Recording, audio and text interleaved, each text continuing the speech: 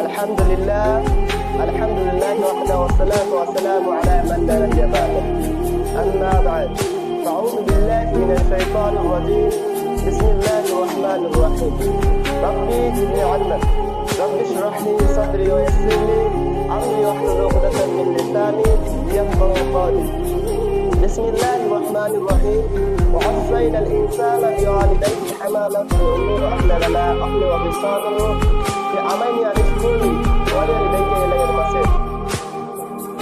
وقال النبي صلى الله عليه وسلم عن عبد الله بن عمرو رضي الله تعالى عنه قال قلت يا رسول الله ما أعبد الله؟ قال الصلاة على وقتها. قال ثم أي؟ قال ثم بر الوالدين. قال ثم أي؟ قال الجهاد في سبيل الله. আলহামদুলিল্লাহ, সমস্ত প্রশংসা, সমস্ত গুণগান, সমস্ত তারিফ এই মহান রব্বুল আলামিনের জন্য।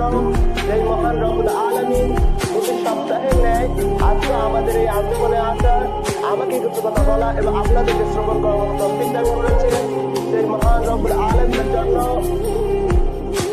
সেই মহান রব্বুল আলামিনের জন্য শুকরিয়া আদায় করি সকলে আলহামদুলিল্লাহ। সাথে সাথে বর্ষিত হন বিশ্ব নবীর প্রতি সেই নবী করিম সাল্লাল্লাহু আলাইহি ওয়াসাল্লামের আগের বা পরের বা কোনো পাপী নেই। সেই নবী করিম সাল্লাল্লাহু আলাইহি ওয়াসাল্লামের সাথে আমরা জান্নাতে যেতে পারবো না। সেই নবী করিম সাল্লাল্লাহু আলাইহি ওয়াসাল্লামের প্রতি সবচেয়ে আগ্রহ গোসল করি সকলে আল্লাহুম্মা সাল্লি আলাইহি আল্লাহুম্মা বারিক আলাইহি।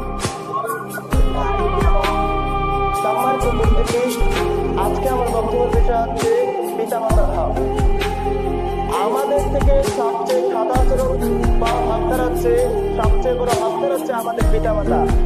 আমাদের পিতামাতা আমাদের থেকে সদাচরণ পাবে, আমাদের থেকে ভালো ব্যবহার, আমাদের সাথে শিষ্যত্বপূর্ণ কথা। আমরা যখন আমাদের পিতামাতার সাথে কথা বলবো, যখন কোনো কিছু করবো, কোনো কাজ করবো, তখন আমাদের পিতামাতাকে রেসপেক্ট দিয়ে সম্মান দিয়ে কথা বলতে হবে। সম্মানিত উপস্থিতি, আমাদের পিতামাতার সাথে সদাচরণ করতে হবে।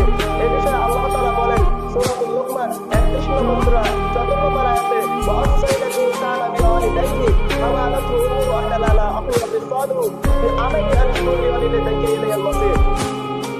আর আমরা মানুষকে তার পিতামাতার সাথে সদ্ব্যবহার করার নির্দেশ দিয়েছি। আর তার মা কষ্টের পর কষ্ট করে গরম আছে, একাধারে 2 বছর দুধ পান করেছে। অতএব আমার প্রতি এবং পিতামাতার প্রতি কৃতজ্ঞ হও, আর আমার জন্য তোমাদের ফিরে আসতে হবে। তো সম্মানিত উপস্থিতি, আয়াত দ্বারা বোঝা যাচ্ছে আল্লাহ তাআলা আমাদেরকে আদেশ করেছেন, আল্লাহ তাআলা আমাদেরকে হুকুম করেছেন, আল্লাহ তাআলা আমাদেরকে নির্দেশ দিয়েছেন এই বিষয়ে যে আমরা যেন আমাদের পিতামাতার সাথে ভালো ব্যবহার করি, সদাচরণ করি, তাদের সাথে উত্তম আচরণ করি, তাদের সাথে খারাপ আচরণ না করি। সম্মানিত উপস্থিতি, কেননা আমাদের পিতামাতা আমাদের জন্য অনেক কষ্ট করেন, তারাই হচ্ছে সবচেয়ে বড় আপনার আমাদের থেকে সদাচরণ পাওয়ার। আমাদের মাতা যেমন আমাদের জন্য অনেক কষ্ট করেন, আমাদেরকে গর্ভে ধারণ করেছে, আমাদেরকে দুধপান করেছে। তো সম্মানিত উপস্থিতি, আমাদের উচিত পিতামাতার সাথে সদাচরণ করা, এবং আমাদের পিতাও আমাদের জন্য অনেক কাজ করেন। আমাদের পিতা আমাদের জন্য, আমাদের সফলতার জন্য তারা অনেক পরিশ্রম করেন। যেমনভাবে আমাদের পড়াশোনার জন্য তারা অন্যের ক্ষেত্রে কাজ করেন, অন্যের বাড়িতে কাজ করেন, কেউ অথবা ব্যবসা বাণিজ্য করে, কেউ অথবা বিদেশে কাজ করে, কেউ অথবা বিজনেস করে, কেউ অথবা অন্যের গার্মেন্টসের কাজ করে। তো সম্মানিত উপস্থিতি, এভাবে টাকা উপার্জন করে আমাদেরকে লালিত পালিত করতেছেন, এভাবে টাকা উপার্জন করে আমাদেরকে আমাদের পড়াশোনার খরচা দিতেছেন। তো সম্মানিত উপস্থিতি, আমাদের উচিত পিতামাতার সাথে সদাচরণ করা, পিতামাতার সাথে ভালো ব্যবহার করা। আমাদের উচিত পিতামাতার সাথে সর্বোত্তম আচরণ করা, কেন তারাই হচ্ছে সর্বোচ্চ হকদার আমাদের থেকে উত্তম আচরণ করা। আল্লাহ তাআলা আমাদেরকে পিতামাতার সাথে সদাচরণ করার মতো তৌফিক দান করুন, আল্লাহুম্মা আমিন। আল্লাহ তাআলা আমাদেরকে উক্ত বিষয়টাতে আমল করার মতো তৌফিক দান করুন, আল্লাহুম্মা আমিন।